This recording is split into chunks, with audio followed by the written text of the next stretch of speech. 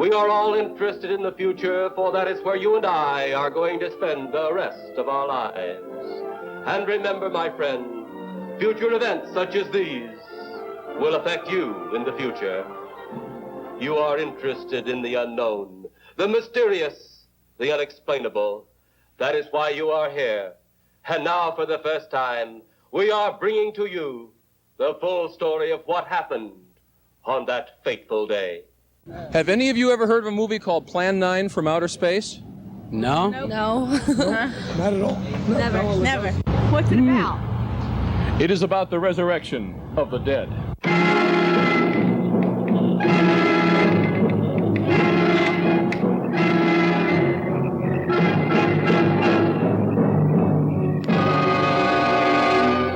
Not my type of movie. Nah. Sorry. Would you agree to be interviewed about Plan 9 from Outer Space? No, well, I won't complain. Have you ever heard of a film called Plan 9 from Outer Space?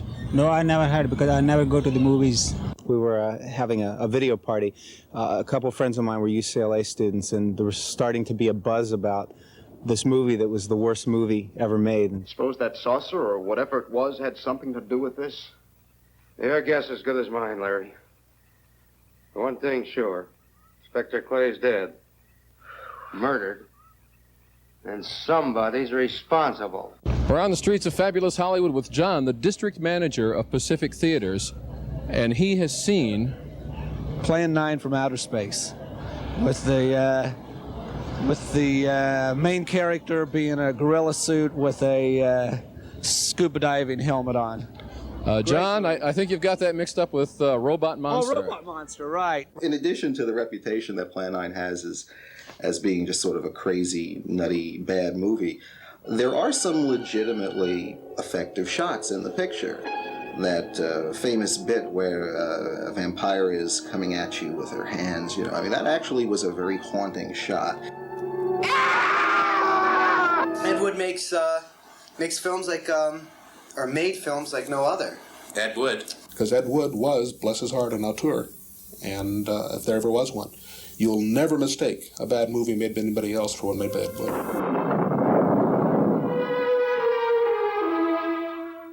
I never felt that Plan 9 was the worst movie ever made. I think that either The Creeping Terror or Gone with the Wind.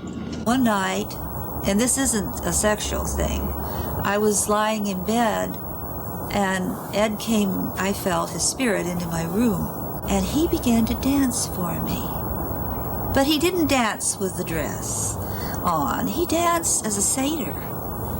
And it appeared to me that his feet became these little hooves.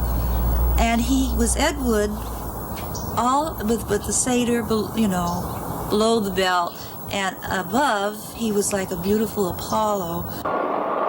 People turning south from the freeway were startled when they saw 3 flying saucers high over Hollywood Boulevard.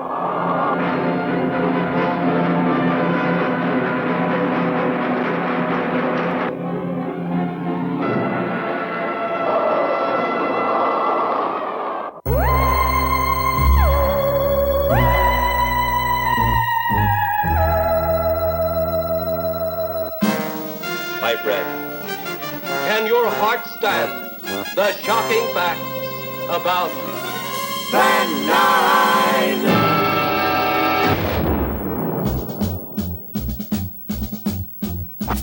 Punish the guilty. Your stupid minds! Stupid! Stupid! Reward the innocent. I'm a big boy now, Johnny.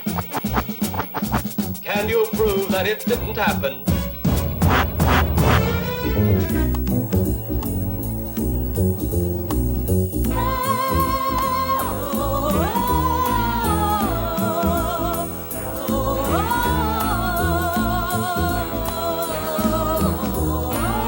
Eddie Woods in outer space. Art or mistake.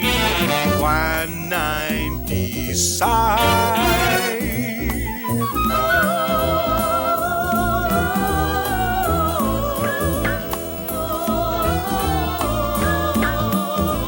Oh, yes. Plan 9 deals with saucers seen over Hollywood. The dead. brought to a simulated life by our electrode guns. Flying saucers seen over Washington, D.C. You mean the kind from up there?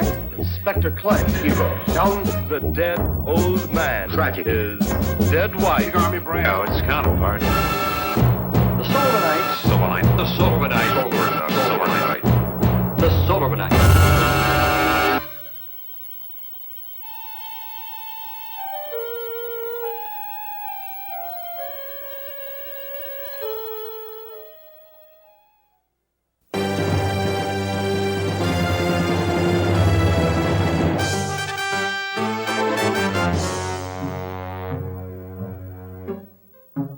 I'm standing under the marquee of the landmark Vista Theater in Hollywood. It was on this block that D.W. Griffith filmed Intolerance. And it was just around the corner here, at the only place in Los Angeles where Hollywood and Sunset Boulevards intersect, that a young would-be filmmaker named Edward D. Wood, Jr. began renting an office apartment. The year was 1947. Wood had just formed a production company with a partner to produce commercials for early television. Wood Thomas Productions. It was listed in the Studio Blue Book at that time. 4477 Hollywood Boulevard is still rental office space today with lawyers and accountants, its main tenants. But in 1947, these were the secondary offices of the feisty independent Monogram Pictures. We leased out a couple of offices, one across the way from the other. And we took those offices to set up our production company. That's how we began it. Now, when Ed lived and worked here, he had yet to write or direct any of the films for which he would eventually earn his bizarre and extraordinary reputation. And he was almost a decade away from creating his magnum opus, the film which will always be associated with his name, and the one that we're here to document and to celebrate. Plan 9 from Outer Space. They come from the bowels of hell, a transformed race of walking dead, zombies guided by a master plan for complete domination of the Earth. Plan 9 from Outer Space.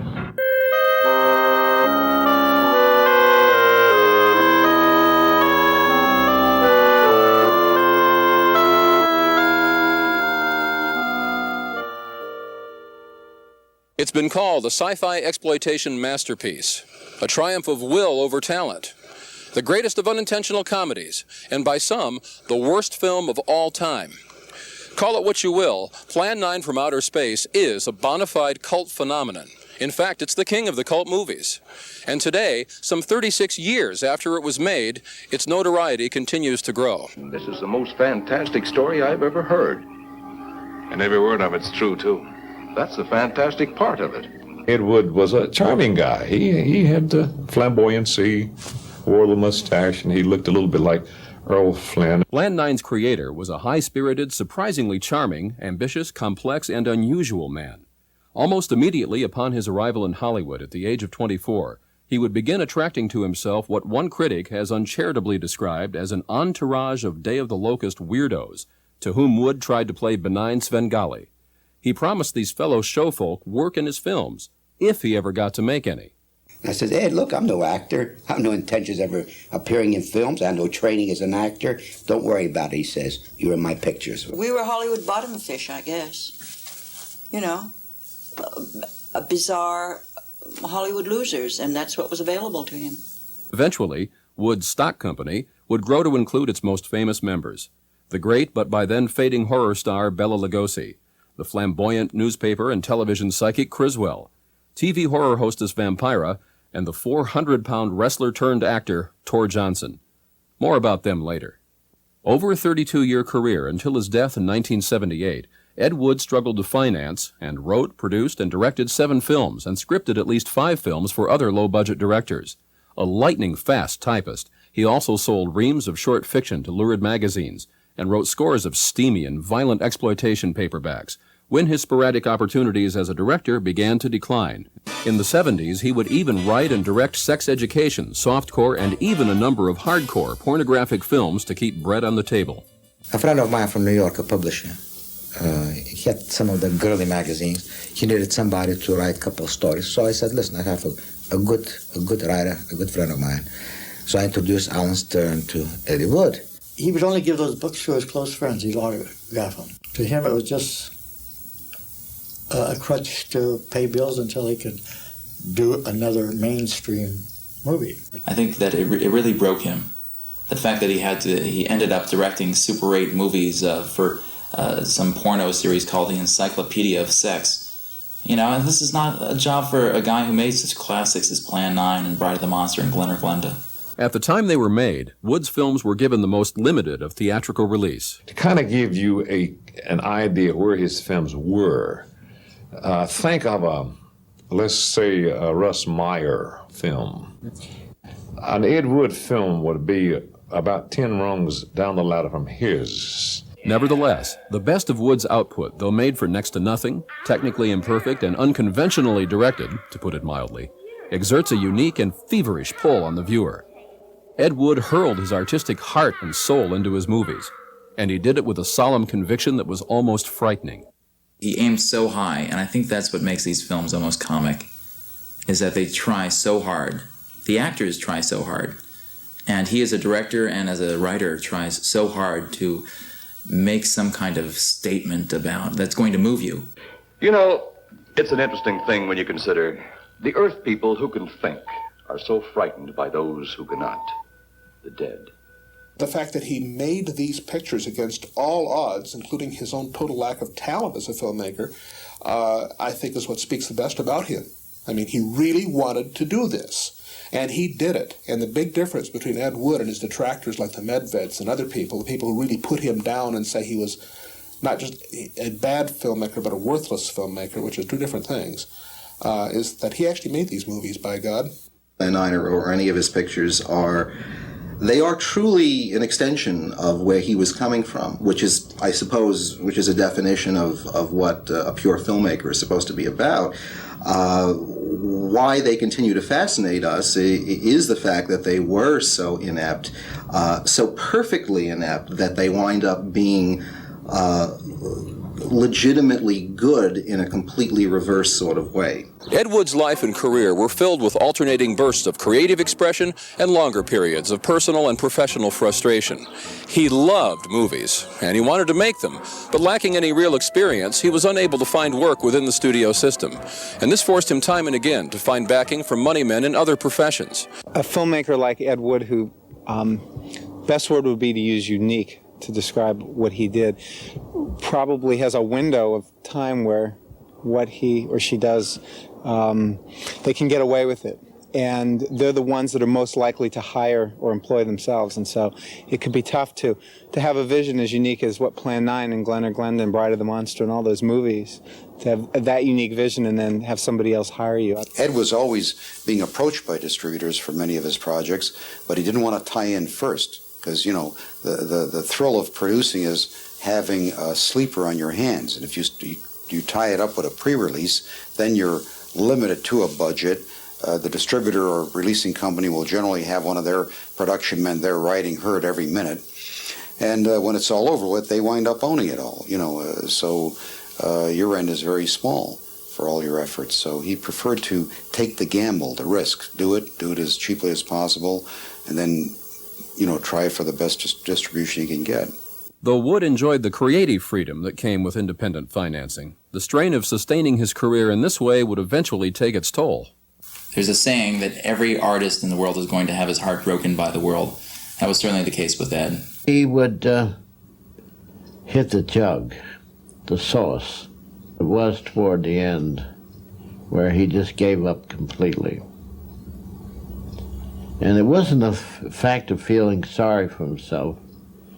It was a fact that he said to himself, I failed. I understand that he was he was an alcoholic, but a periodic drinker. And we, people who, like me, who didn't know him well, would see him only when he was on the manic side of his persona. And we saw him always extremely ebullient. Well, he said, Paul, he says, I'm doing my best. Look at me, he says. I could have been a millionaire. I should have $1 million in the bank right now. And he started crying. That was a time that he seemed to be in a period of depression or lethargy and melancholy, and he would call the minister that played the minister in the film, I think his name was Lemon, I believe. I was told that sometime late at night, he would call him and they would talk. Wood was also a cross-dresser, a fact known to just a few friends at first. It was a condition that he would explore in his very first feature film, I Changed My Sex, better known as Glenn or Glenda. Wood acts in the film as well, playing Glenn, who struggles with his compulsion for wearing women's clothing. The rumors that Wood directed in drag throughout his career can be traced to the making of this film, in which he had to direct a number of scenes while appearing in them as well, clothed in skirt, blouse, and heels to portray Glenn's alter ego, Glenda. Glenn or Glenda. This is his plea for the world to understand transvestism and to understand why he is so attracted to Angora. He had a fetish for Angora sweaters one day, and he was telling me how much he liked Angora sweaters, and it went on, and I nodded my head, you know, and I listened to it. It reminded me of Queeg and the Caine Mutiny with the steel balls. It would seem to me that the mother wanted the daughter. But evidently, they did dress him up in little girl's clothes, and his comment to people was, well, you know, they didn't know what the hell they were doing to me.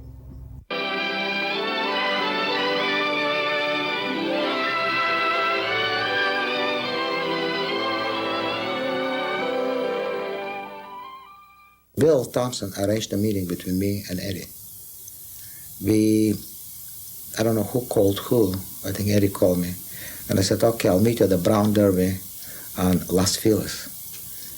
And because we never met each other, I told him I'll meet you at the bar, ask the maitre d', and he'll tell you who I am. So I went a little bit early, I'm sitting at the bar having a drink, and I told the maitre d', I'm expecting a gentleman, he's going to ask for me.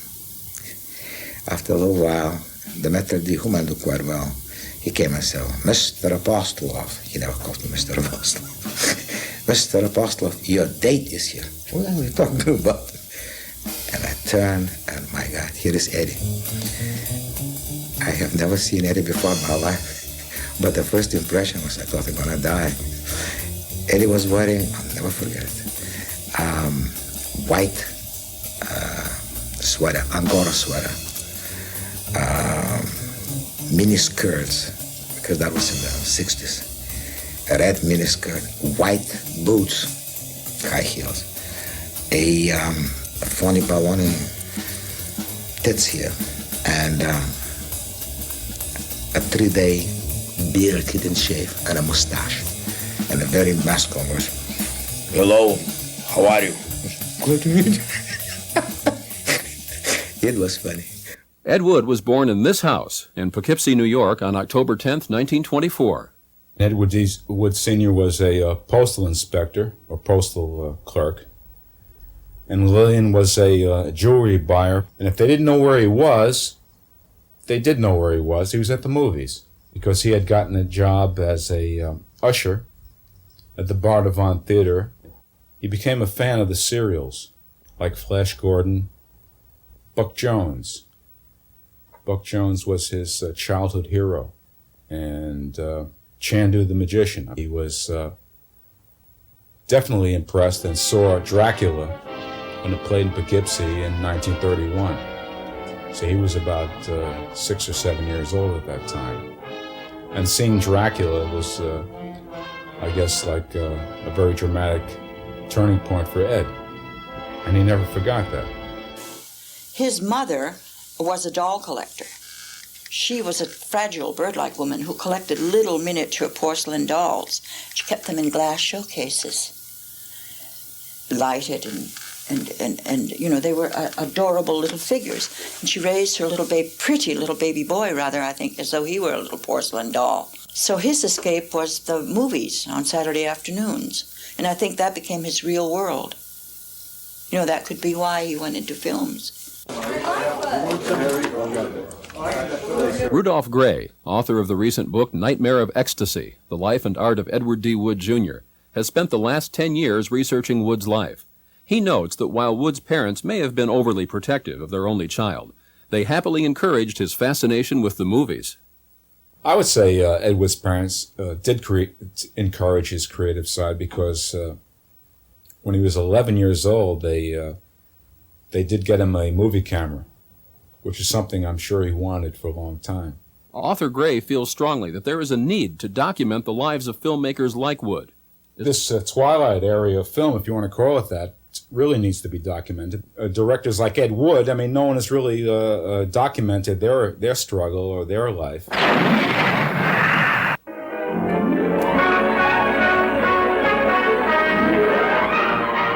Ed Wood's first job in Hollywood was as an actor, performing various roles at a local playhouse called the Gateway Theater. It was here that Ed Wood met John Crawford Thomas, a fellow actor who would prove to be Ed's first financier. Crawford and Ed originally teamed up to produce commercials, but eager to make movies, Ed suggested they make a Western featurette instead. We wanted to produce this movie, and the next day he comes up with a script, and I didn't even know he could write. Even at this early stage, as a director, Ed's strength seemed to lay less in meticulous preparation than in applying an instant ingenuity.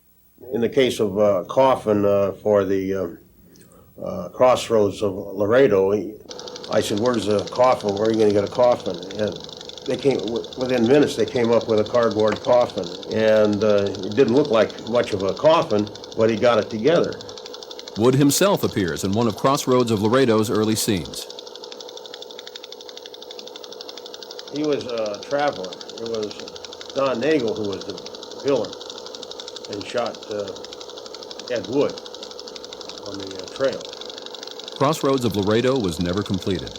Crawford Thomas was forced to pull the plug on the production when it went dangerously over budget. It was the end of his and Ed Wood's short-lived partnership. More money was being requested, to the best of my knowledge, for additional expenses. And then I believe we're dovetailing into, Ed's end of it, where, I would have to be supporting him too. Crawford Thomas still owns the negative to Crossroads of Laredo and hopes to release it to Ed Wood fans in the future. The following year, Ed is asked to be cameraman on a short film Conrad Brooks and his brother Henry want to make as a showcase for their acting talents. Shooting takes place at a since-built-over ranch near the Mulholland Fountain in the Los Feliz area of L.A. In his zeal, Wood winds up taking over the set, directing as well as shooting. Examination of this footage resulted in a unique discovery.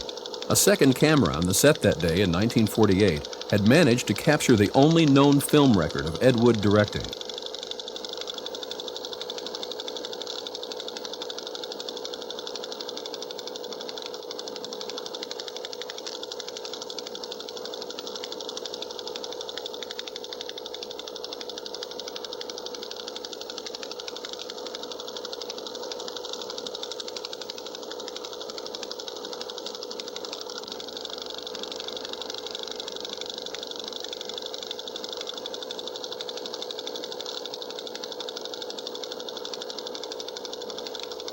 Wood continued to knock around Hollywood for the next several years, struggling to get various projects going but accomplishing relatively little, until he meets an actor whose impact upon him as a child he has never forgotten, an actor who will dramatically affect the course of Ed's young career, Bela Lugosi.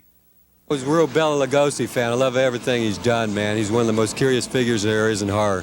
For more than 2 decades, Lugosi had been an international horror star, appearing in such films as The Black Cat, The Raven, White Zombie, Murders in the Rue Morgue, Son of Frankenstein. Father was Frankenstein, that your mother was the lightning. Frankenstein Meets the Wolfman,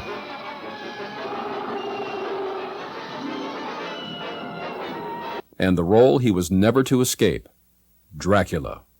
Doesn't Dracula ever end for you? No. Dracula never ends. I don't know whether I shall call it a fortune or a course, but it never ends. But it did end. By the early 50s, Lugosi found himself virtually unemployable in Hollywood, a victim of typecasting and changing times. Even Universal Pictures, when casting Abbott and Costello Meet Frankenstein in 1948, almost overlooked Bela to reprise the role of the vampire count. This is awful silly stuff. I think it was Paul Marco who was working over at Universal on a film, and he heard they were doing this, and they'd auditioned 3 other people for Dracula or something, and they hadn't even called Lugosi, and he offered Lugosi's name, and they said, well, we didn't think he was still alive. At the age of 70, Lugosi is reduced to making promotional appearances for films he has nothing to do with, such as the 1953 Vincent Price film House of Wax. Touched by Lugosi's plight, Ed Wood befriends Bela, and the two become quite close. Ed arranges a successful Las Vegas horror review for Lugosi, and before long has Bela anticipating a comeback. Wood began planning a series of films to star the forgotten king of horror. Pull the string. Dance to that. Which one is created for? In Glen or Glenda, Wood made bizarre use of Lugosi as an omnipotent puppet master of mankind. Makeup artist Harry Thomas. Lugosi was respected. And of all people, I respected him. And I believe I might have mentioned it to you sometime when I was cutting his hair, that he gave me this big black cigar, and not to offend him, he lit it and put it in my mouth, and I was high. And being as young as I was at that time, I felt this dizziness, this vertigo. And every time the cigar would go out, I'd be happy. But he'd see it and relight it, which was the worst thing that could happen to me. The standard view of Ed and Bela's relationship has been that Wood exploited Lugosi as a box office shill to further his own career. But the truth was more complicated. I have a feeling that Lugosi became to Ed Wood sort of as Renfield to Dracula, that Ed Wood felt that he had a falling star here, that perhaps he could help rise once again, and genuinely cared about him. They were both kind of hoyden and cut-ups. You know, you wouldn't think Bela Lugosi was, but he was Scorpio. And they would go to the cemetery, literally, the true cemetery. And Bela would put on a black cape.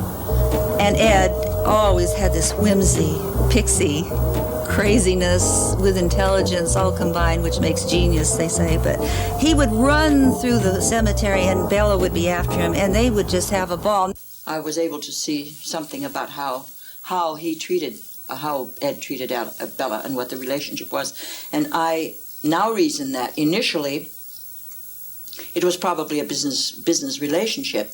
Ed was able to get a hold of a star name for peanuts, right?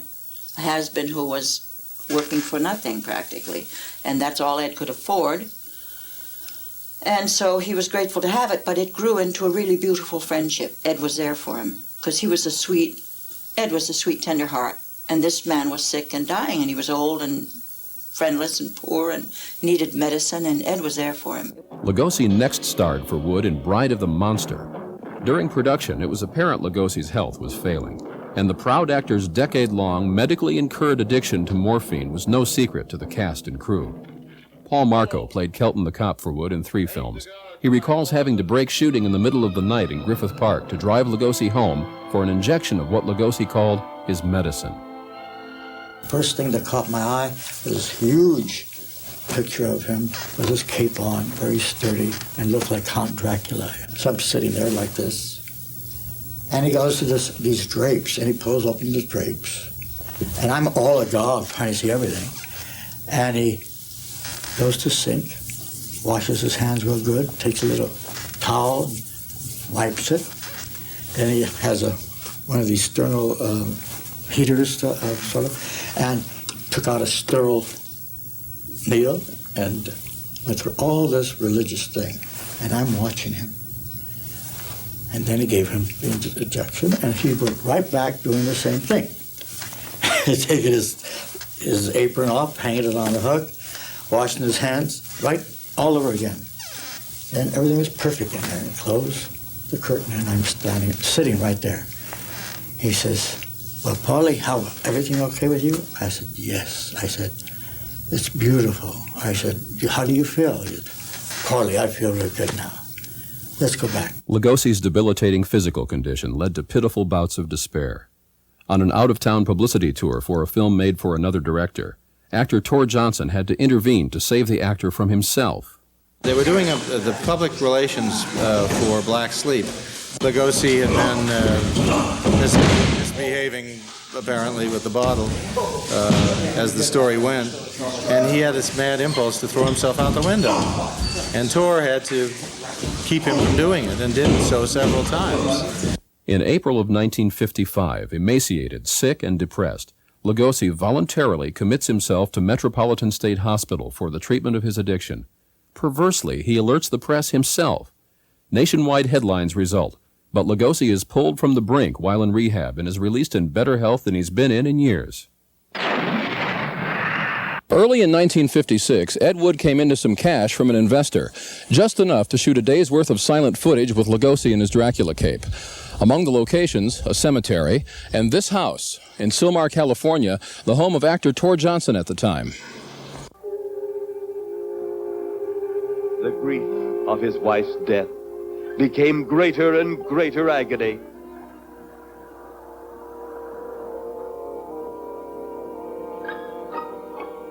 I remember the first day shooting on this, he only had $900, not even enough to do a day's shooting in those days.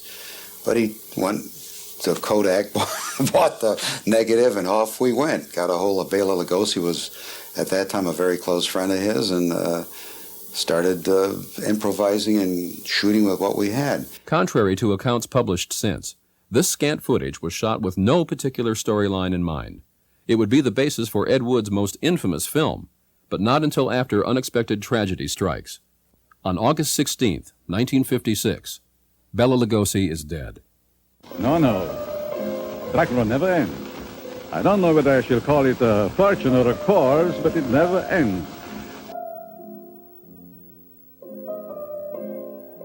Well, at the funeral, which was at a parlor kind of catty-cornered from on Hollywood Boulevard from Pantages Theater, I arrived somewhat early. I don't believe there was anybody in the parlor at the moment, and he was lying in his casket, and I just stood there for about 5 minutes, sort of reminiscing about him. And I know the thought passed my mind that in case he was hovering around in spirit form, I thought, well, Bailey, I think you'll be very pleased with your last performance. Ed was pretty broken up because of several reasons. One, that was probably his best friend at the time.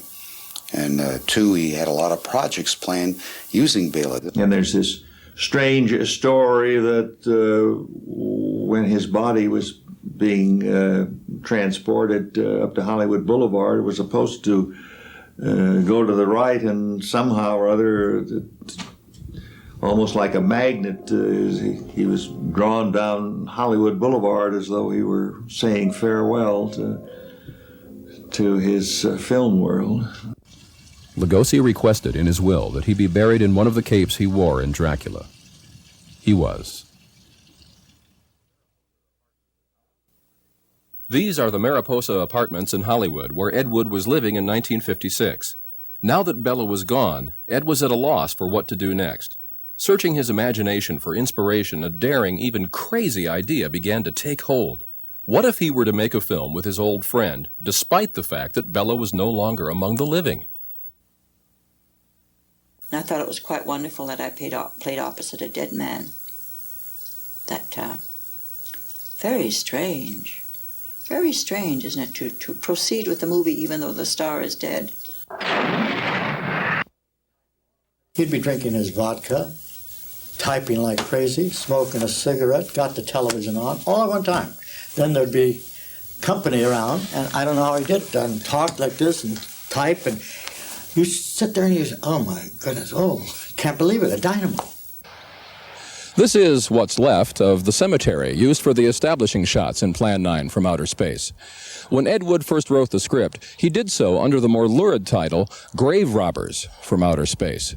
Written in less than 2 weeks, Grave Robbers tells a tale of aliens who plan to take over the Earth by marching our own reanimated dead upon our major cities. Plan 9. Ah, yes. Plan 9 deals with the resurrection of the dead. Long-distance electrode shot into the pineal and pituitary glands of recent dead. He liked science fiction. Now, when Planet 9 was made, or Gravediggers, there was a run of people calling in they've seen saucers. He would capitalize on the behavior and the topic of the day. I think Ed Wood in himself was influenced by something from the 1930s, from Startling Stories, a pulp magazine, which had a similar theme of grave robbers robbing corpses from outer space.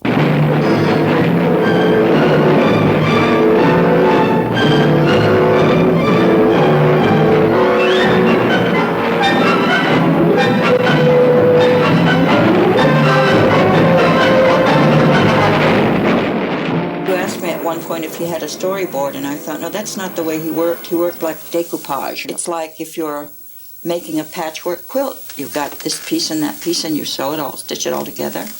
And it's different from designing a pattern in a sketch and saying, I'm going to do a fleur-de-lis, and then around that will be a sunburst. And that would be having a storyboard if you start with a master design. I don't think he didn't start with a master design.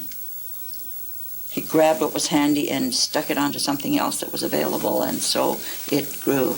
Armed with his footage of Bella and his patchwork script, Ed raised a bit more money and did a little more shooting, but soon shut down production to look for more investors. It wasn't until he met a man named Ed Reynolds, who managed the apartment complex Ed was living in, that he found his primary investor. Ed Reynolds was actually the only contact that I had with Plan 9, Grave Robbers from Outer Space, the original title. Ed Reynolds came out to the West Coast, and he and his wife joined a little small church on Cynthia Street near Doheny, near Beverly Hills. And my wife and I, we had just been married, and we lived across the street from the church in a little cottage on Weatherly Drive, and we went to that church occasionally, and that was where I met Ed Reynolds. Ed Reynolds himself appears in Plan 9 as a gravedigger. That's him on the right. One day he came to me about a year or two later, excited that he had raised some money. He was going to make a film starring Bela Lugosi. And he wanted me to be the young leading man in the film. And I said to Ed, but Bela Lugosi is dead. He said, he reassured me that there was a very genius writer-director named Ed Wood, who had written a clever screenplay around some existing footage of Bela Lugosi, and he was going to use his chiropractor, who resembled Lugosi, to do the stand-in or the other scenes. Dr. Tom Mason, who was indeed Ed Wood's chiropractor, had been a drinking buddy of Ed's since before Bela Lugosi died. He used to go work on Ed because he never typed comfortably. He was sitting on the edge of the bed like this. There's the coffee table, humped over as a typewriter like this.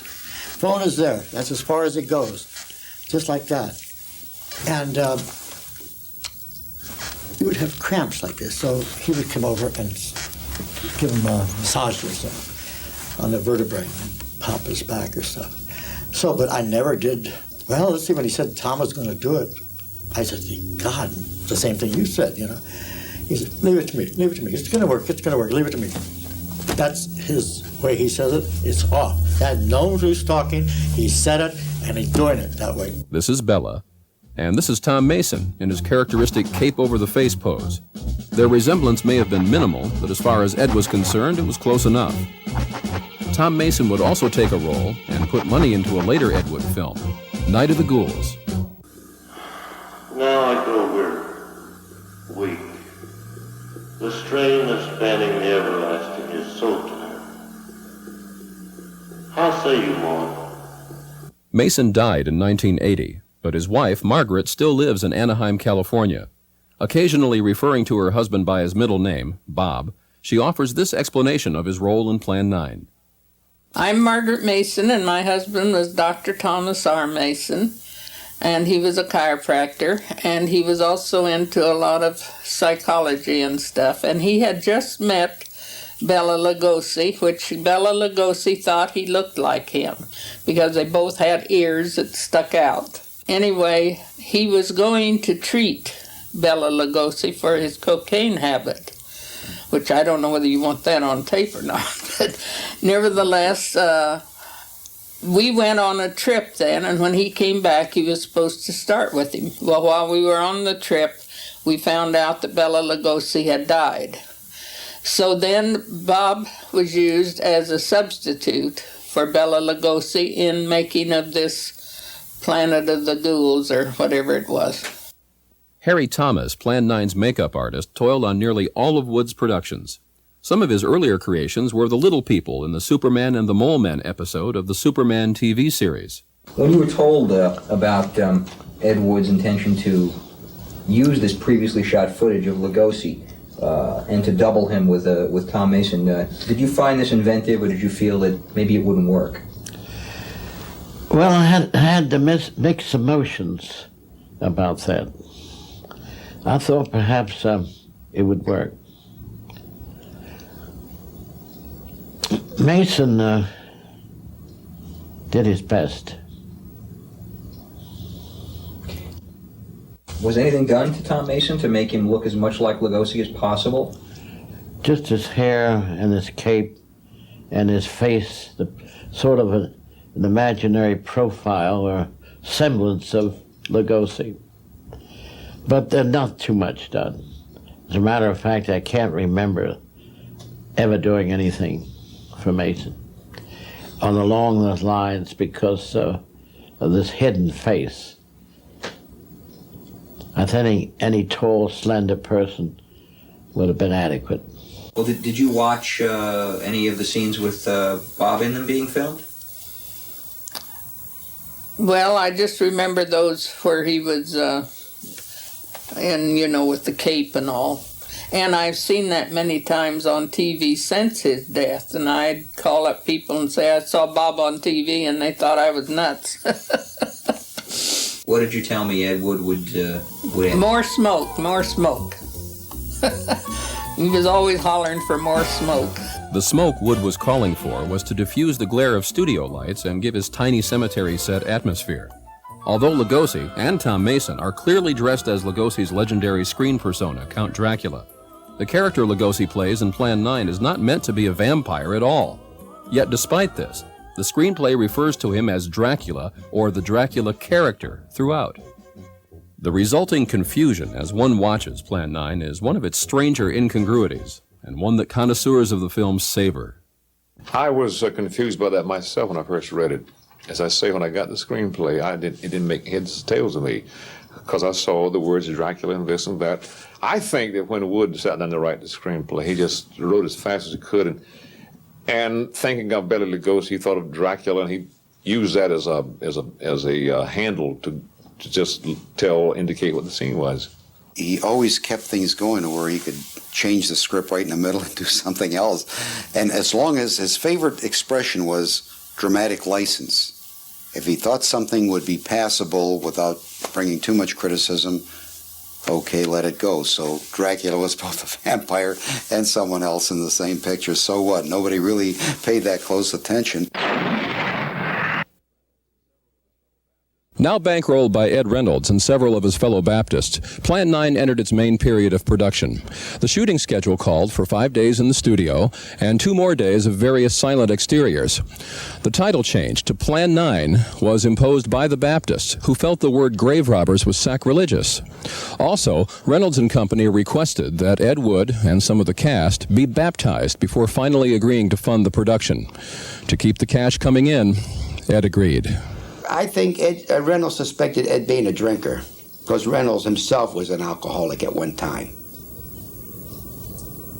And when he got to know Ed Wood, he took a liking to Ed Wood, and he kind of thought, well, if he brought religion to him, might straighten his life out. And he was duly baptized, and I was there the night that he was baptized, standing there resplendent in a white robe as he was immersed beneath the waters. And he also had, as I call, his menagerie of friends. And actors and astrologers and ex-wives, and they began to, excuse me, they began to follow him to church.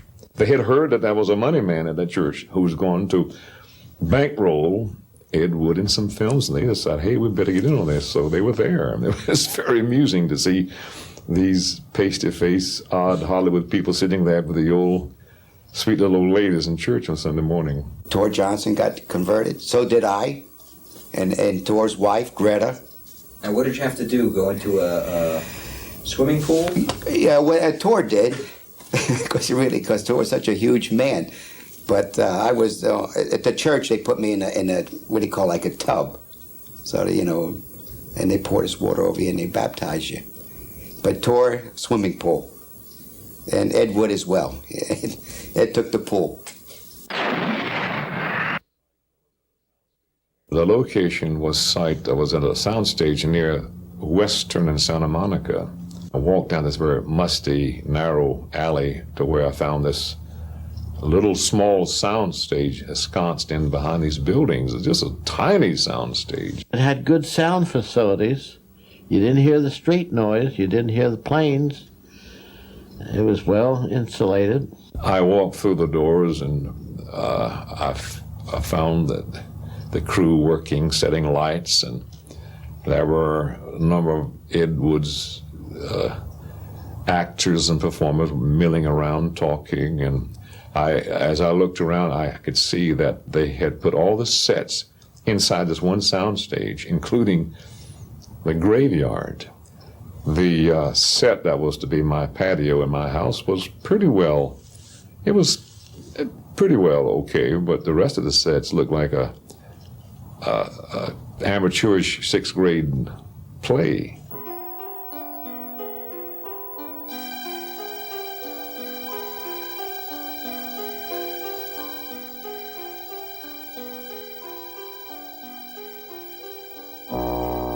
It's safe to say that most actors or technicians reporting for work at Quality for the first time were taken aback by the studio's hidden-away location and small size.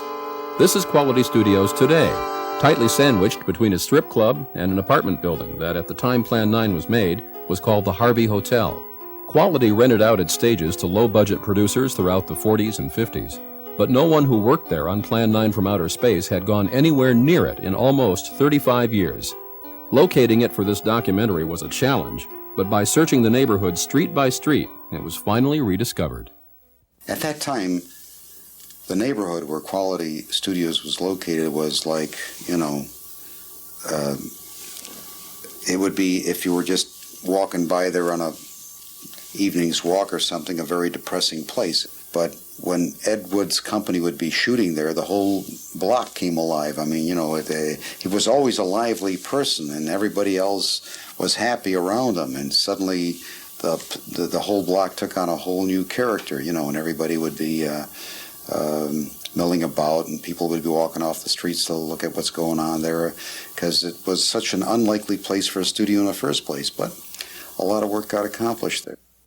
My name is Romas Yasikonis. I'm the owner of this property here on Santa Monica Boulevard in Hollywood. It was formerly called Quality Studios. Do you know who owned it before that? Who did you buy it from? Yes, I bought it from Falcon Sound Studios. The owner of the Falcon Sound Studio was Hovi Kalikian. And he's the one that built the studio. This was nothing but an empty shell prior to him taking over. But when I bought the property, he was in here ready. It was still open. He only had one sound room. And he continued on until he put lots of sound rooms in here. What did he tell you about the history of the building? He told me that this was previously used as a sound stage. They were making various types of movies in here before he took over, and the building was really empty, and he did all the additions and soundproofed rooms himself with the stages. It was a movie theater back in the old Hollywood days. This was, I guess, 20s and 30s, way back. The last tenant that occupied this was another studio called Shamrock Studios. And of course... What did they do? They had bands come in here and rehearse. What are your future plans for the building? I might turn it into a swap meet. tough to find something when you don't know what you're looking for. Actor Conrad Brooks, on the left, played Jamie opposite Paul Marco's Kelton the Cop in Plan 9 cemetery scenes. He was kind enough to lead the Plan 9 companion on a tour of Quality Studios today.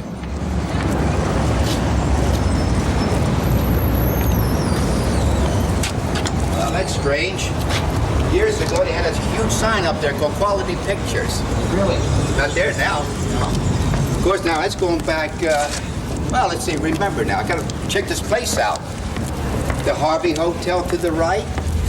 Who used to stay at the Harvey Hotel? Well, let's see. Mostly show people. No big stars. Mostly, you know, bit actors, people who play supporting roles, and technicians, and a lot of showgirls.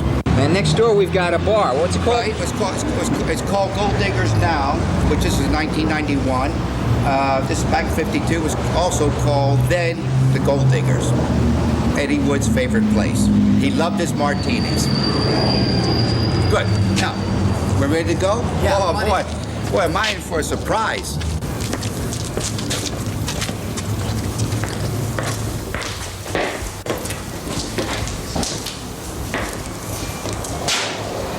Let's bring back any memories, Conrad? Yes, quite a few.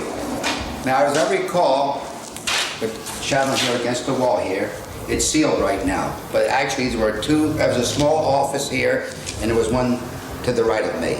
I don't remember this here. This was sealed off here. This must have been recently put up, or there's no opening at all before. Really? That wasn't there at all. Conrad, we found this on the floor. It may be one of the flying saucers, although I kind of doubt it. Knowing Ed Wood, if it was here to use it somehow. Well, listen, it might work. Let's try it.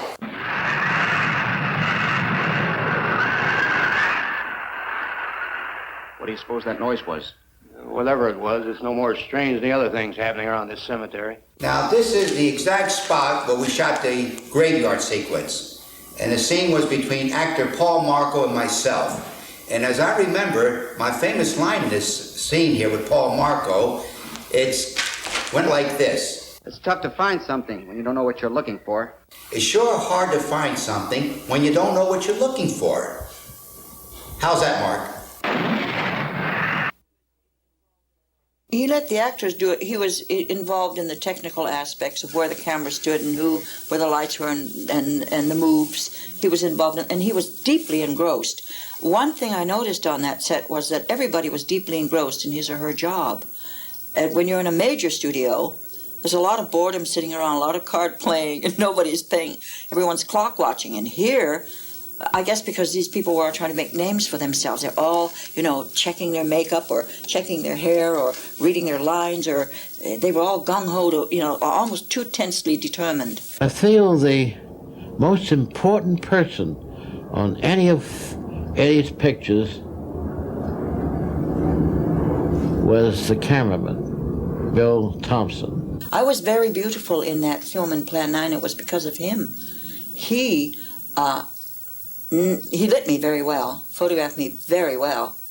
I mean, we may have seen a pillow on the grass that we weren't supposed to see in the cemetery, but he lit me beautifully. Before he started filming, he came and introduced himself to me and told me I was very beautiful and was honored to do me. Well, hey, now is that uplifting? Of course. I saw a flying saucer. Saucer? You mean the kind from up there? Yeah, its counterpart. It was shaped like a huge cigar. Dan and Edith saw it too. Oh, it burns me up. These things have been seen for years. They're here. It's a fact. Oh, but what's the use of making a fuss? But last night I saw a flying object that couldn't have possibly been from this planet. But I can't say a word. I'm muzzled by army brass. Character actor Gregory Walcott is one of Plan 9's more illustrious alumni, having appeared in over 60 major motion pictures and more than 300 television shows, including Norma Ray and Steven Spielberg's Sugarland Express. Walcott remembers that, for him, Ed Wood's style of film directing took some getting used to. He gave us very little direction. And he was mainly just concerned about getting it on film and getting his shots done and set up, and very little exposition. He wouldn't get you off in the corner and help you to get down to the amoeba of the scene or the motivation of it. I don't think he knew what the motivation was, nor could he describe it. He just wanted to get the actors in a position where they would say the lines and say them where you could hear them. Tragic. Regarding takes, he very seldom would do a retake. If someone flooded the line in a scene, he'd say, shoot the entire scene. We'll just go over it. We'll just cover the errors in a cover shots, pickup shots. So he was not so much concerned with quality as quantity, as getting it on film. Burbank Tower, this is American Flight 812. Over. Wouldn't surprise me any if he's asleep this time of the morning. American Flight 812, this is Burbank Tower. If I were asleep, you'd never get on the ground. In your case, maybe I ought to leave you up there for good. Over. You got me that time, Mac. This is American Flight 812 requesting... It was the last scene that I had to shoot, the last day, where it was supposed to be a scene in a cockpit and of an airplane. And normally when I do a scene, I like to get to the set ahead of time and, for a couple hours and just kind of get the feel of it and what the choreography is going to be and logistics. And so I said to Ed Wood, where's the cockpit set? He says, well, they're building it. So I waited for, an hour or so and kept waiting for them to bring the cockpit onto the soundstage. And about an hour before the scene was to be filmed, 2 carpenters brought on 2 masonite boards and bent them into an arc and then nailed them somehow to the floor, and then they put shower curtains behind that, and that was the hull of the airplane, the cockpit. And then they brought in from the spaceship some various pieces of the radio set, and that made up the cockpit. And I couldn't believe what I was seeing, and the cameraman shook his head. He couldn't. It looked awful. He was very busy, Ed, and happily so. But it seemed to be all camera busyness. And then, of course, he had his megaphone when it was actually rolling to give the immediate instruction through the megaphone. That always came through the megaphone. Did you find that kind of comical? I found it flowery. I liked it. I didn't find it funny. I found it rather sweet. I didn't know that nobody else was doing it anymore. I thought it was rather poetic. The bullhorn, yeah. Well, yeah, if she was at a distance, why strain your voice? Ed said, he says, I have some Martians in here, and Tor likes you. He'll be on the picture, Tor Johnson. And he said that you won't have to do too much with the bit parts and things like that. He says, but you may have to have some help because there are Martians in it. Right away, I thought, gee, this is a challenge for me.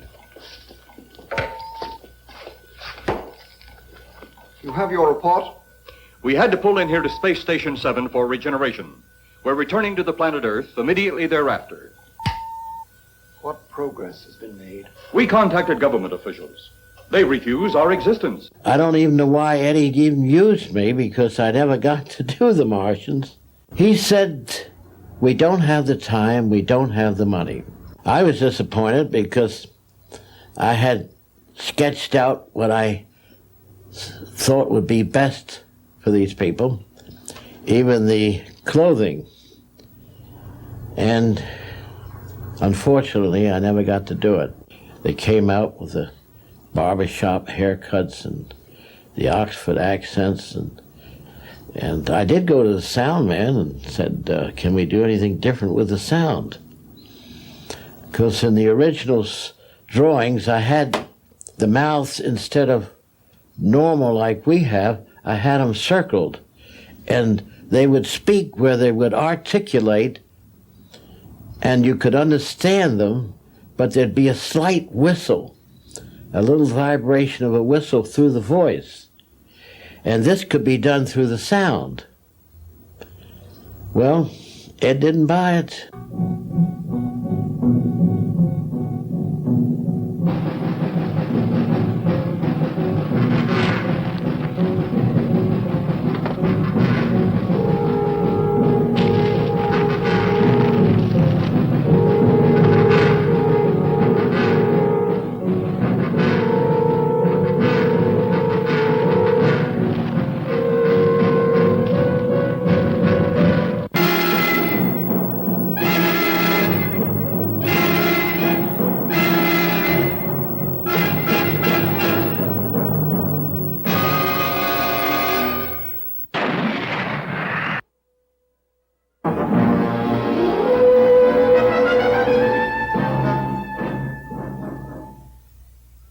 Minutes later, the police, led by Inspector Daniel Clay, arrived at the scene. Who found them? The man and girl. Medical examiner been around yet? Just left. Okay, Inspector. What are you going to do? Look around a little. Pretty dark out there. Once you get beyond the range of those lights, you won't be able to see your hand in front of your face. I will get one of the flashlights from the patrol car. Be careful, Clay. I'm a big boy now, Johnny. Tor liked me to do his makeup. He was just like a big Cupid doll. He was like a big child. I love Tor Johnson and Vampira's expressions, especially Tor Johnson's. They're pretty priceless. I can't imagine what he was told and how to, what they're telling him to do. What am I supposed to do? Do that. Bring the giant here that I may get a better look at him. The eyes were lenses. And in other pictures, I did do other things with his eyes, but not this one. This picture had the lenses. Now I have taken the skin of an egg, a fresh egg, and break it and use the skin to put over their own sclera, that lining of the eye. The scars were created on Tor's face with cotton, spirit gum, and collodion. And I make sure that it wouldn't be a permanent scar or would be detrimental to his skin. You have to be careful because sometimes collodion will burn, especially if it's used over the same area more than once. So I was certainly to move it over just a little each time so it wouldn't be over the same spot. And was Tor pretty patient with that process of the makeup? No, Tor is always like a child, getting his hair cut. He anticipates it, but he's not happy. He wanted to let his hair grow, and I said, if you let your hair grow, your career will go down the sewer. I said, that bald, I want my hair.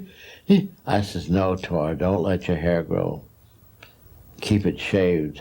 I'd run the blade over it, the barber's blade, the clipper over it, just make sure that none of it was stubbing out. He's a nice person. I kind of miss him. It's likely a lot of people miss actor Tor Johnson. Born Tor Johansson in 1903 in Sweden, Tor passed away in 1971. He appeared in at least 25 films, always typecast as heavies in the most literal sense. Tor even squared off in a wrestling match against actor Dan Blocker in an episode of TV's Bonanza. But his fame rests on 6 fright films made between 1955 and 1961, 3 of them with Ed Wood. Tor's fame was further solidified courtesy of a rubber mask, first issued by the Don Post Mask Company in 1965. The mask made Tor's face familiar to millions of people who would otherwise have no idea who he is.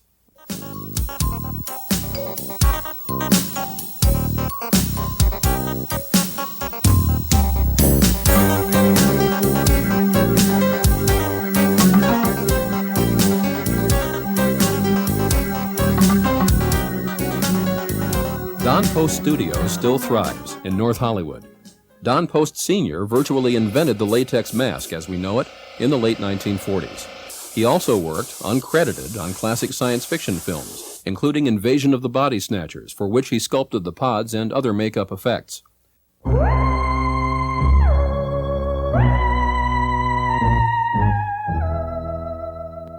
I'd like to go back and say that probably the first fan that I ever met. And I think in order to bring some of these other elements in, like to bring Tor in, probably the first fan of science fiction that I ever became really aware of was Vern Langdon. I was involved with wrestling, I was involved with radio, I was involved with college, I was involved with makeup. I was a lover of the theatrical and Don Post masks and that type of thing. So that's how I first met Don, and when I came in and looked at the business, I thought, you know, what they really need is a little direction here. And so I bought half of the business from Don and came in 1964, and as compared to 1864, and started making things that I wanted. Things that I wanted to have, a rubber skull and a Dracula mask, and set up a license with Universal.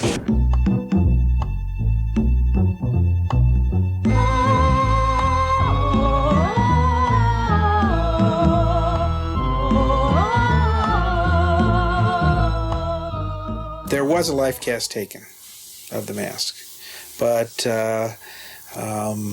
after that it was sculpted using the life cast as a reference, and it was sculpted by Pat Newman. I think she really captured something of Tor. She captured his scariness, she captured his gentleness, and she captured that bigger-than-life feeling. I thought it'd be a great mask. I wondered at the success of it, but again, I wanted one. I thought it should be done. It would have meant some royalties in Tor's pocket, so I set it up and we did it that way. And it was a good seller. One of the best sellers, in fact. Tor is by far Plan 9 from Outer Space's most beloved and familiar mascot. This is due partly to the actor's threatening physical appearance, but perhaps it's also because audiences sensed that beneath the exteriors of the mute, hulking monsters Tor played, there was a kind and gentle soul. Tor was like he was like a sugar bun inside. I had put on a little convention, I think it was called California Con, something like that, and invited all of the fans from a couple hundred miles around who were readers of famous monsters to come, and the star of the occasion was Tor Johnson. He, you know, when you took off the mask of the monster like Karloff, there was Santa Claus behind it. I knew Tor from wrestling, and he was a great wrestler, the Super Swedish Angel. He was one of the most dangerous men in the sport because of his size, and he really packed a mean punch. And not too many guys came out of a match on top of Tor. I remember him putting his arm around me, and I'm about maybe 5'11 and a half. And Tor would put his arm around me, and my head would rest nestled in his armpit. The guy was huge. His arms seemed to be like this big. He used to tell me little tricks of the trade there, and his favorite was, before he'd have a match with somebody, you know, commensurate with his power, would be, you know, he had that bald head, so he would take razor blades in between his fingers and he would just scratch his head about an hour before the match, and of course he'd draw blood. He'd try to just get a little bit below the skin layer so blood would come out, then he would blot it with a handkerchief in cold water or whatever, and by the time he'd get in the ring it would look perfectly normal. But then when the other wrestler would knock him to the ground, sooner or later a wrestler was going to get his head hit on something, the ropes or the canvas, and when that would happen, it would open up again and blood would be all over the place. He was a tremendous eater. He was just always eating up a storm. He always had trouble finding clothes that would fit. Most everything had to be custom made. He would get stuck in cars. He'd get stuck in chairs in his own home. The things that I remember about him were his fun attitude and his enormous size and the warmth and love that you felt when you were with him.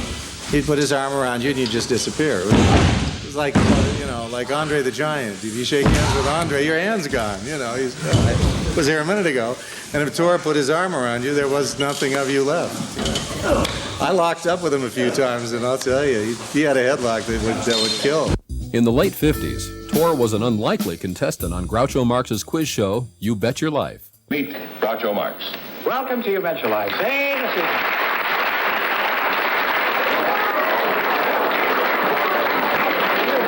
Who are you, Khrushchev? Tor Johnson. You're Tor Johnson? Why? Did he get angry at him? No, there's a Swedish name. Tor Johnson is a Swedish name. Oh, Tor Johnson, you mean, huh? Yes, sir. I can't say Johnson. In the course of preparing this documentary, it was learned that horror director Sam Raimi and Evil Dead 2 co-writer Scott Spiegel often recreate Tor's landmark appearance on Groucho's show for Friends. Fearlessly, both men agreed to perform their incredible simulation for the Plan 9 Companions cameras. Who are you, Khrushchev? Tor Johnson. You're Tor Johnson? Well, why? Did you get angry at him? Nope, it's a Swedish name. Tor Johnson is a Swedish name. Oh, Tor Johnson. See, I can't say Johnson. Just for the record, Tor, what are your measurements? Not that I'm particularly interested, but you may be a missing boxcar that the Union Pacific Railroad is looking for. My hips are 60. My stomach waistline is 54. My chest is 62. And my biceps are 22. Say, we have the same measurements. Yeah, him and my automobile. Say, Tor, I don't understand. With those measurements, you should be twice as attractive as Jane Mansfield. But for some reason, you're not. Not to me, anyway. So, you say you're Japanese, Tor? No, I'm Swedish. And what part of Japan are you from? Stockholm. Stockholm is in Japan? Stockholm is in Sweden, oh, really? not in Japan. I always thought Stockholm... I always thought I knew my lines. We have no cutaways, Sam. You said you could cut this thing. No, you we'll... promised me. I'll be in my trailer. As I said, Drew Friedman, I think, had a large part to do with making Tor into a kind of a cultural icon with his Any Persons Living or Dead book. I used to refer to myself as an illustrator when I was younger. Now I just like cartoonist because it's like, it's like the lowest kind of artist you can be is a cartoonist. So I kind of like that. I wanted to disturb people, I guess, and hopefully it's going to, this stuff is going to be funny. I deal with real people and celebrities. And I want people to be confused into thinking that it's actually a recorded moment, that this has actually happened, that Tor Johnson used to roam the streets of New York. And, these are photographs of it, of when it actually happened.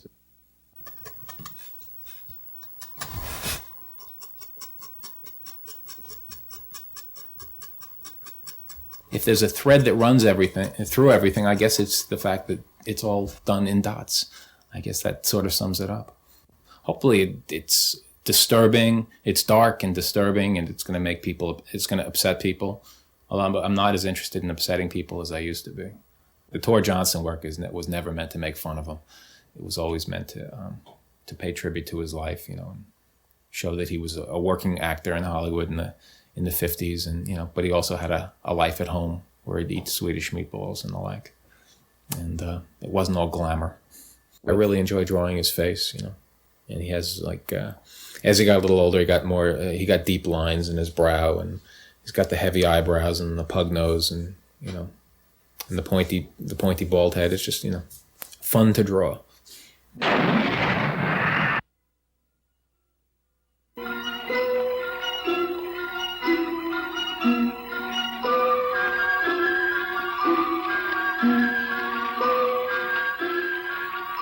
Vampira shot up like a skyrocket. She was extremely popular. She was, of course, the predecessor of Elvira, and she had this incredible waist. You could really just about put your two hands around it, and understand that she created that by fasting for 3 days before she appeared as her ghost hostess. My name is Stephanie Locke, and I'm a dominatrix. That means I speak softly, carry a big whip, and wear leather for a living. I became a dominatrix at 19, and one of my men idolizes Vampira and always told me about her. And so I would wear black evening gowns and very dark lipstick, and He would pay homage to Vampira through me. She has had all the dominant symbols: dark hair, pale skin, dark lips, long fingernails, tightly cinched waist, the black clothing. Mila Nurmi, otherwise known as Vampira, is another of Plan 9's casting cornerstones. And apparently we owe it all to Bela Lugosi himself. He was sitting there with Bela, and they were watching Vampira introduce White Zombie, and Bela said, I'd like to work with her someday. Vampira's TV show, which broadcast B-horror movies, aired on Saturday nights at 11 on Channel 7 in Los Angeles. As her program opened, the original Mistress of the Dark would approach the camera out of a misty Gothic void, let out her trademark shrill scream, and seductively introduce herself to the Night Owl audience. We have had in folklore, since the beginning of man, God knows, I guess, this anima of an evil, cool lady who is in control. She's usually a succubus. You know, she comes to men in their dreams and so on. But she's all-powerful, incredibly beautiful. Well, that impressed me tremendously as I grew up in the Depression, because we lived, everybody, the whole world was gray, demoralized, impoverished, and along came this glorious figure who was imperious and in control. Nothing bothered her. She was the dragon lady in Terry and the Pirates. It was a comic strip. And then my second introduction came through Disney's Snow White. There was the evil queen. Again, the same anima. And then Charles Addams did a box cartoon in the New Yorker, and this lady appeared again, and this time she looked like Gloria Swanson. And this time I was ready to do my own version of this anima. So I had to go to a public masquerade ball dressed as the Charles Addams lady. I bound my bosoms and went barefooted, and I wore the dank hair. And no Hollywood glamour makeup, no nails, nothing. I did the pristine Charles Addams version, and did indeed get discovered by Hunt Stromberg Jr., who was at Channel 7. But they wouldn't do the Addams family. They said they couldn't afford the whole family. They were just going to steal this one character. And I said, I'm not a thief. I'm not doing it. But give me a few days. And then I thought, sex and death. That's good. So I got trashy. We had a magazine called Bizarre in those days. And from that I got fishnet hose and black patent leather shoes with studs and long phallic nails and a long phallic cigarette holder. I did a lot of Dragon Lady, but B&D, right? Tight waist cincher and uplift bra and glamour makeup. So that's what happened, and they allowed it. Hunt, I came and showed Hunt. He said, that's fine, and we went with that. And Vampira was born. I was paid $79 a week, $59.60 take home, midnight Saturday night. It was a very dead time slot. Well, within 3 weeks, Life magazine was there knocking, saying, hey, we want to do you. So the studio took notice. What have we got here, right? And, you know, all hell broke loose. I had fan clubs all over the world, which I don't think has ever even happened since then with a local show. In Plan 9, Vampira is supposed to be playing Bela Lugosi's deceased wife, brought back from the dead by the invading aliens. Why Bela's wife should look like, well, Vampira, right down to the revealing black dress, is anybody's guess. But Plan 9 fans wouldn't have it any other way. I made myself up at home, which was my custom, and then, since they couldn't afford a chauffeur for me, or as big major studios did, I went on the RTD. It was the cemetery set they had there.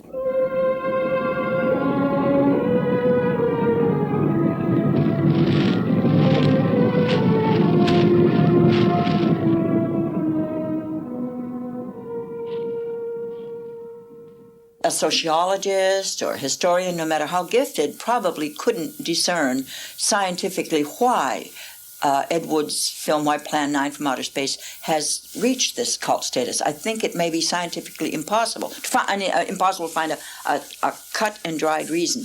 But the nearest thing to a reason, it seems to me, is that Ed Wood was one of the chosen. It was karmic. It was his destiny. Simply that, unreasonable as it may sound, it was his destiny to live this episode, right? And we, wittingly or unwittingly, are his disciples. Criswell was such a fascinating man to me. I'd like to see someone do a biography of him. And of course, Criswell is incredible. Kelton the Cop is... Oh, Criswell's. His full name was Charles Jaron Criswell King, and he opens and closes Plan 9 from Outer Space with a series of uniquely delivered pronouncements about the unknown and the unbelievable, whose meanings are unknown and unbelievable. My friend, can your heart stand the shocking facts about grave robbers from outer space? The son of an Indiana mortician, Criswell was a canny entrepreneur who got his start as a radio newscaster in New York. He reportedly began to predict the future when asked by the station's management to pad his broadcast. Through the 50s and 60s, Criswell had his own Los Angeles TV show and a syndicated newspaper column. Both were called Criswell Predicts. Everybody listened to Criswell, and whether you made fun of it or not, he had a following that wouldn't stop. I don't know where in the world he got his reputation, because I don't recall a single prediction ever coming true. Criswell claimed that 87% of his predictions were accurate, but in fact he was seldom correct. Still, no one seemed to mind much, and Criswell was often invited to guest on national talk shows. Oh, yes. A famous psychic, but he did not believe he was psychic. I think he was, though he didn't think so himself. He thought he was a fraud. When my mother died, we were impoverished, and I didn't know how to go about doing a funeral. It was something I'd never done. And Criswell came to the fore. He said, I come from an undertaking family. And he took charge of the funeral. He got all the pallbearers, did the handshaking, he did everything. Criswell crossed over to the land beyond in 1982. Showman to the End, his marker sports the name of his show and newspaper column. Lest the world forget. Did you believe his predictions were sincere? Well, I was hoping when he did predict about the grave robbers from outer space, I was hoping that would be true, which that's about the only one I knew that turned out to be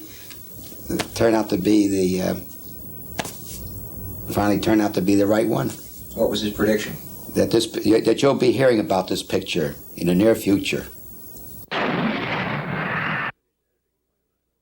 When Ed Wood finished editing Plan 9 from Outer Space, he handed it over to producer Ed Reynolds. The finished film had gone over poorly at test screenings, but Ed Wood remained ever optimistic. While he went on to other projects, Ed Reynolds began looking for a distributor. No easy task. The release of the film was handled by Ed Reynolds. He went to New York a few weeks later in an effort to get a distribution. He started at the very top of the production, releasing companies like Paramount all the way down. He was there about 3 weeks, getting no one to handle the film. And he was staying at some hotel in New York, and his funds ran out. And they took his luggage, his suitcases. The hotel bill did until they could pay his bill. And he just ran into hard times, and his wife finally was able to send him some money from Los Angeles so he could pay his bill and get home. As I understand, some months later he was able to work out a distribution with a small company. He had to provide the release prints. And a lab, I think, made 10 or 15 release prints, but they took his lien against the film as a mortgage, as a guarantee. So he had to provide the film and the press kits and the warrant sheets before a company would even release it. Unfortunately, film just was not booked in too many theaters. Some small, cheap country drive-ins and a few downtown backstreet theaters. It just made no money at all. And after a while, the distributor just pulled it. By the early 60s, Ed Wood's career was in serious decline due to the critical and commercial failure of Plan 9 and the handful of films that followed. The 70s only got worse for Wood. As they had for Bela Lugosi before him, the times passed him by. Well, they weren't making any more B pictures. The television came in the early 60s.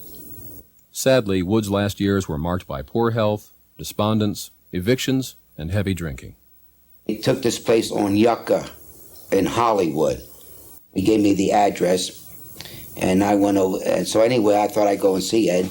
And when I went over there, it was just a rundown area. You know, it's derelicts around that area.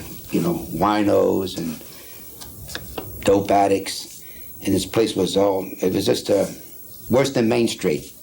So anyway, and it really hurt me, you know. I said, geez, Ed, how'd he get here? You know, I couldn't believe it. So I went and visited Ed, and I think I went down there about 3-4 times to visit him. But he was always drunk, always, you know, he was just drunk. He was out of it. He was talking about doing a movie. He said, I got a guy's interested in financing me. But I said, that's one of Ed's wild stories. But I hope for the best for the man. But really hit rock bottom. Ed had no place to go. They threw him out of that place where he was. That rent was maybe about $30 a month. He couldn't even make $30 a month. So Ed had to leave that place. And anyway, Peter Coe took him in. And he stayed with Peter Coe for about 2 or 3 weeks. And this is where Ed died in his home. And I understand that that Sunday morning, there was a football game on TV. And so anyway, I understand Ed wanted a shot of liquor. He needed a shot of liquor. But anyway, Peter was getting after him. He was kind of, you know, Ed was improving. He was kind of tapering off his drinking. And Peter was making him some good food.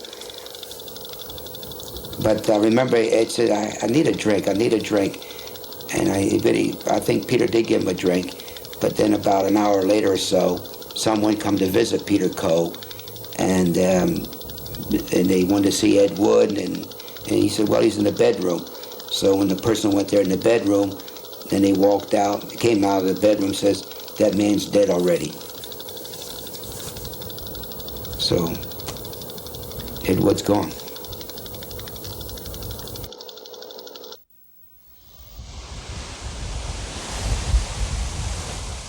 Wood's ashes were scattered at sea by his wife, Kathy. There is no place to mark his passing in the world, and even the trade paper of his industry, Variety, failed to run an obituary. The end of Wood's life might well have been the end of interest in his films, but barely had Plan 9 completed its minimal 1959 theatrical release when its long, slow climb to rediscovery began. As early as 1961, it was appearing on television.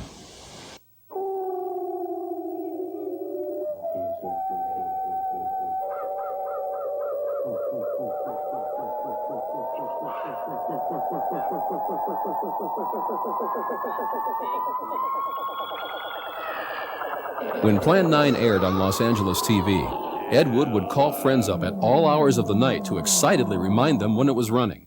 Kids who read magazines like Famous Monsters of Filmland took Plan 9 for their own. A cult began to spring up around the film and Wood. It was a combination of many factors, I'd say. Some of the ones you just mentioned, the Medved's books and the insatiable appetite of television for old films in the early 60s and the late 60s, actually more than the early 60s.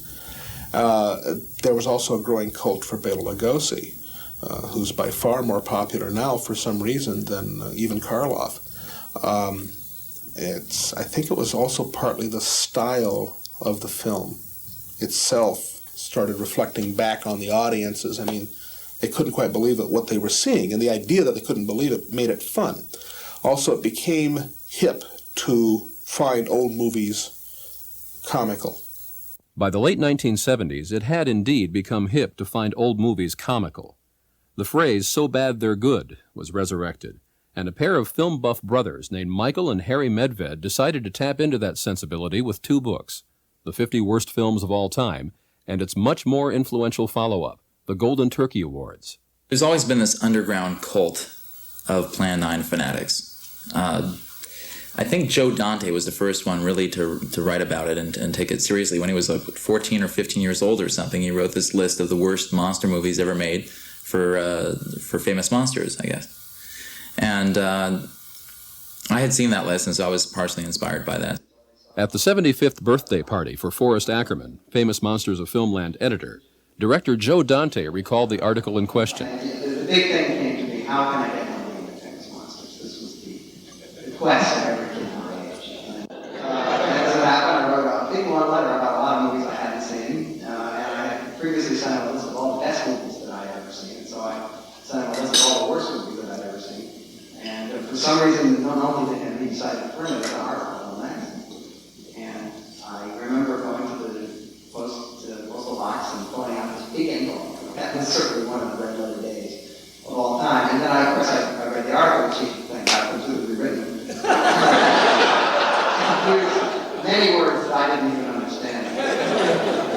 unfortunately, the article has come to haunt me because, in my earlier days, I thought that movies like I Was a Teenage Werewolf were just silly.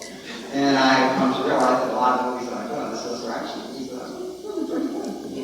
And I actually kind of For better or worse, Plan 9's place in popular culture is inextricably and controversially bound up with the Medved's so bad it's good philosophy.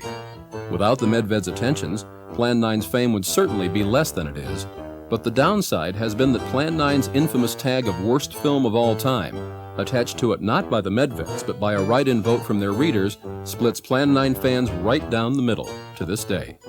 We listed it as the worst film of all time according to our readers of the 50 worst films of all time, and the underground cult became an above-ground cult. Is Plan 9 the worst film of all time? That depends on who you ask.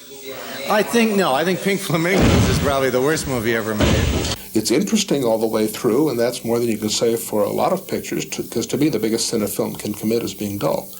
And Plan 9, whatever it is not dull. Meryl Streep's last movie, to me, would be the worst film of all time, or any film that she's in. Screenwriter Terry Black wrote the film Dead Heat, as well as several episodes of HBO's Tales from the Crypt. He occasionally teaches screenwriting and has made novel use of Plan 9 in his curriculum. I'm always looking for ways to make the classroom a more dynamic experience for students to take something away from it. I've always believed that one way of learning how to write a screenplay, how to structure a story, how to put a film together, is to see an example of how it's not done well. So my brainstorm is I thought, okay, we'll take Plan 9, we'll show the film in its entirety. I don't normally do that. And before I did, I instructed my students to take out pen and pencil, and I said, what I want you to do is every time you see something done badly, write it down. And at the end, after we've seen the movie, we'll go around the class and we'll count. We'll see who found the most. In order to make it fair, well, I did it myself. And so I took the liberty of bringing my list along with me here. What I found were 82 flaws with the movie. Would you like me to read this? I mean, you go to college, you take courses in art and media, they tell you surrealism is important, existentialism is important, and then you see it right in front of your eyes in Plan 9 from Outer Space, a movie that achieves high art through sheer incompetence. Rambling dialogue, insults to the viewer's intelligence, melodramatic music score, patronizing voiceover narration. He would, use his two favorite words, dramatic license, let it go, good enough. Why is it so important that you want to contact the governments of our Earth? Because of death. Because all you of Earth are idiots. Now, you just hold on, Buster. No, you hold on. First was your firecracker, a harmless explosive. Then your hand grenade. They began to kill your own people a few at a time. Then the bomb. Then a larger bomb. Many people are killed at one time. Then your scientists stumbled upon the atom bomb. Split the atom. Then the hydrogen bomb, where you actually explode the air itself. Now you can brings the total destruction of the entire universe served by our sun. The only explosion left is the solar night. Why, there's no such thing. Perhaps to you, but we've known it for centuries. Your scientists will stumble upon it as they have all the others. But the juvenile minds which you possess will not comprehend its strength until it's too late. Lugosi's bad acting, boring shot composition, cheap set design, clumsy editing, ridiculous transitions, fake-looking plane set, dime store special effects. So what if we do develop this solar bomb? We'd be even a stronger nation than now. Stronger. You see? Your stupid minds. Stupid. That's all I'm taking from you. Get back here, you jerk! Do you have a particular favorite scene? Yes, it's your stupid minds, stupid. For all the science fiction films where the superior alien calmly explains how superior he is, let's call it the Michael Rennie approach, this guy is upset and freaked out as any human being would be, and then the human response is to punch the guy out. Now, that is a scene unlike anything else in the history of science fiction cinema. It resonates.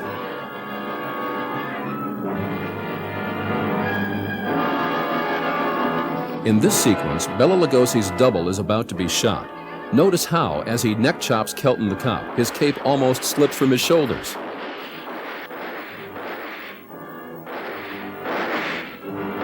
absurd off-camera screams, stupid analogies, Lugosi's off-camera death, day for night transitions, Tor's delivery of lines, shot continuity, transition to fake-looking house, boring direction, cigar-shaped spacecraft that aren't. One of Plan 9's most famous gaffes occurs in the cemetery scenes. Watch the gravestones on the right. As a director, Ed was a man who worked off the top of his head. What he was going to do, it was whatever his first impulse said. You do it instantly now with whatever's handy, and that's it, and don't even think of a retake. Don't even think of it. Idiotic eulogies, ridiculous reaction shots, unrelated from nowhere stock footage, Colonel Tom Edwards' bizarre white background, dumb backstory, non sequitur dialogue, phony costumes, idiotic spaceship, logic problems, fake technology, shadows in outer space. Here, in a sequence as economically handled as any in cinema history, Bela Lugosi dies off-screen. Notice that after the freeze frame, Lugosi's shadow is still visible on the ground.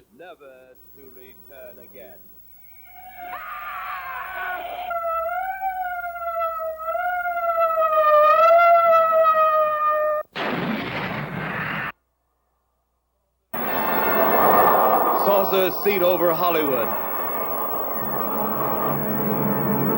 Flying saucers seen over Washington, D.C. One of the most cherished of Plan 9's images are the wobbly flying saucers used with bold and unblinking authority by Ed Wood throughout the movie. No other element in Plan 9 is easier to take potshots at. We've all seen the hubcaps flying with the nylon strings or whatever they have, fishing tackle glinting. We can see the strings that are moving the things about. Bobby, have you seen Plan 9 from outer space? Yes, I saw that flying saucer. Plate, it was, right? It was a plate. Ed Wood invented symbolic effects to take the place of special effects, that it's wrong to view his films as having bad special effects. Instead, we should say that when he wants a special effect, he puts a symbol on the screen of the special effect he would have if he had the money. I mean, I don't see the strings. I mean, if you really look for them, maybe you can see them, but I mean, that's not what I'm looking for, and that's not what I see. The saucers in Plan 9 were said to be everything from Cadillac hubcaps to pie tins to paper plates. It made for such a good story that even Ed Wood took to telling people he'd used hubcaps for the saucers. But Wood had given one interview in which he told the truth. What he said was this: he'd simply gone to a local hobby shop and purchased half a dozen commercially available model kits. And here it is, the only flying saucer model kit available at the time Plan 9 from Outer Space was made. To get his saucers to fly, Wood simply drilled 3 holes around the rim of each model, strung monofilament through the holes, and puppeted the models before various painted backdrops. Careful comparison with the film reveals that these model saucers were indeed used, and the Plan 9 companion is proud to have solved this mini-mystery once and for all. Pointless saucer footage, witless up there, over there, in their speech, psychopathic pillow-grabbing wife, idiotic idioms, unscary zombie attack, same Lugosi footage used again and again and again. Tor can't get out of his own grave. After I moved to Los Angeles and became a big Plan 9 fan, I decided that when I got a new car, that it had to have a Plan 9 license plate. So I went to the DMV, and thinking no one in the world would have ever heard of it, registered for Plan 9, and it came back already registered. So I had to be inventive and do Plan N9. Having a license plate that says Plan 9 gets a lot of traffic interruptions. People are always stopping and saying, "What is Plan 9? I mean, what happened to Plan 1 through 8? If I heard that another time, you just want to go, ugh. But and then you also get a lot of people that go, "Did you make Plan 9? This is the Acker Mansion, home of Mr. Science Fiction, Forrest J. Ackerman. Seen here leading visitors on one of his regular tours of his vast collection.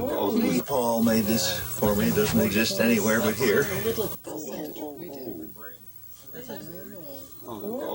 Best known as editor of famous monsters of filmland, Forey is also a literary agent for such authors as A.E. Van Vogt. In the very early 50s, he even tried to sell the fiction of a struggling young author named Edward D. Wood, Jr. Among the rarities from Mr. Ackerman's collection is the only known surviving piece of wardrobe from Plan 9 from Outer Space.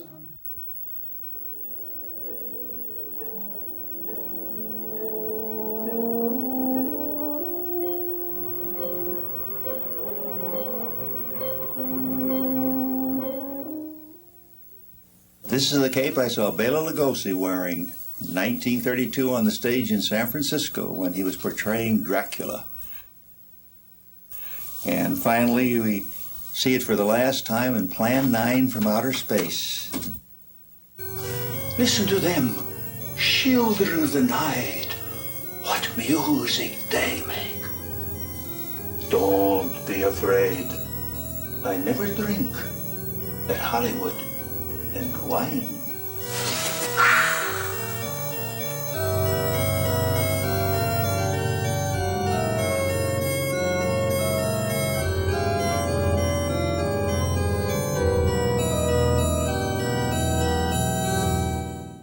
Hi, welcome to Hollywood Book and Poster Company.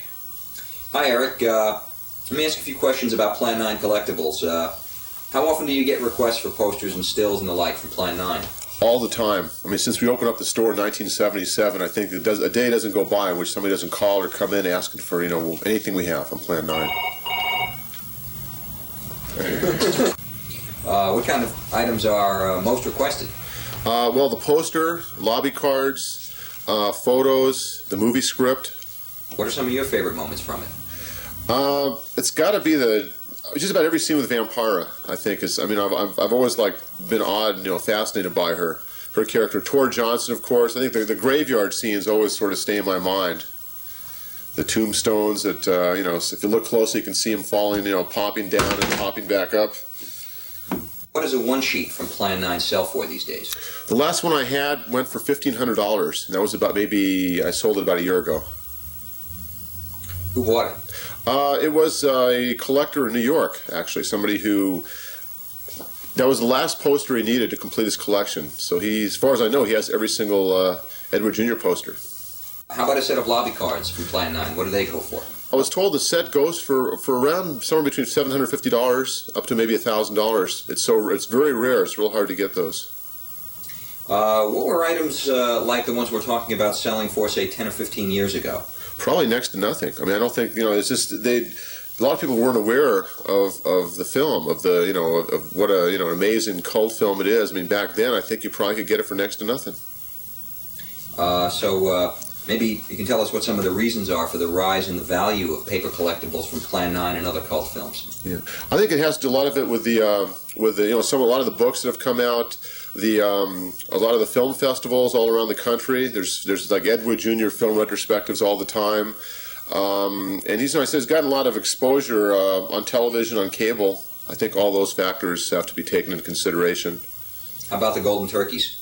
I question the motives of the book, but it did bring him into into being with a lot of people that ordinarily would never even have heard of him or been familiar with him. So it did turn a whole new generation onto the Ed Wood Jr. Films. Are you a Plan 9 fan yourself? Oh yeah, always have been, always will be. Revolving point of view, eons of your years ago, overlong half-witted alien recording. Atmospheric conditions in outer space, dopey arm-crossing aliens, Criswell plays two parts when one was too many, contrived suspense.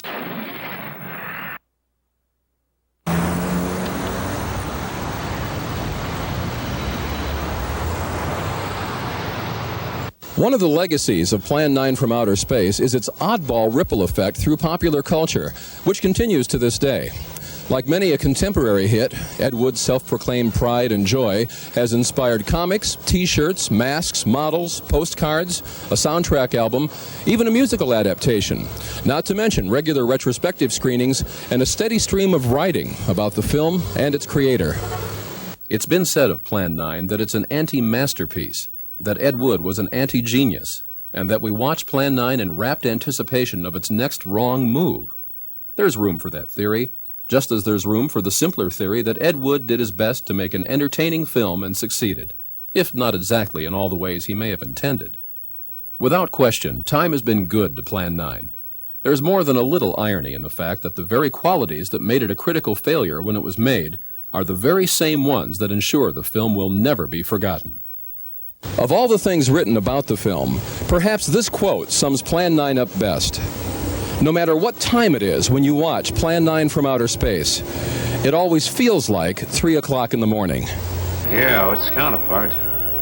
unconvincing terror, dim-witted decomposition ray, Dicta Robitaille, which is a terribly dumb name. I think Plan 9 has endured as a movie because, and for the same reason that Glen or Glenda has, so many framing devices that it's like a bunch of Chinese boxes. And when you finally emptied all the boxes, there's nothing there.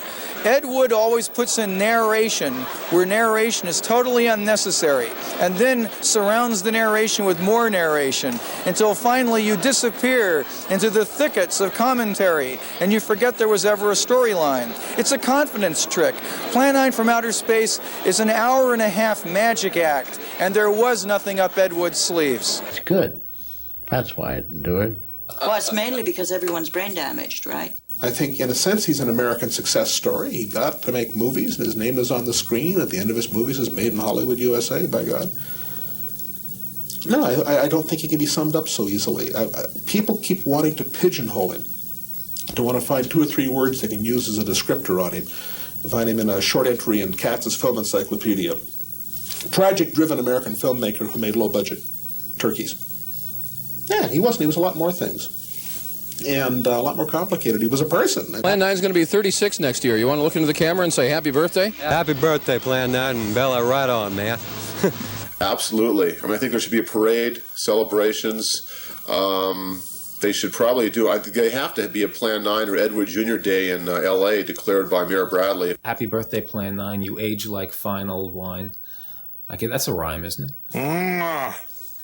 Happy birthday, Plan 9. Well, I was hoping when he did predict about the grave robbers from outer space, I was hoping that would be true, which that's about the only one I knew that turned out to be the right one. What was his prediction? That you'll be hearing about this picture in the near future.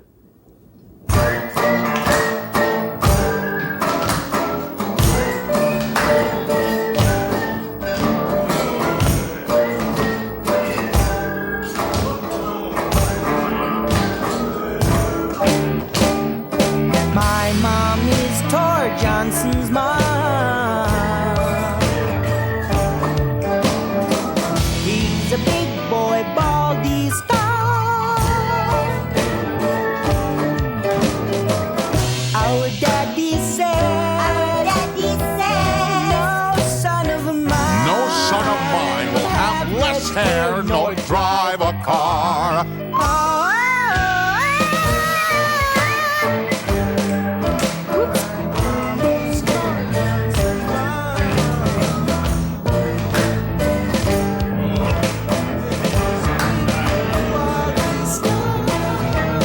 Thor Johnson doesn't brush his tooth.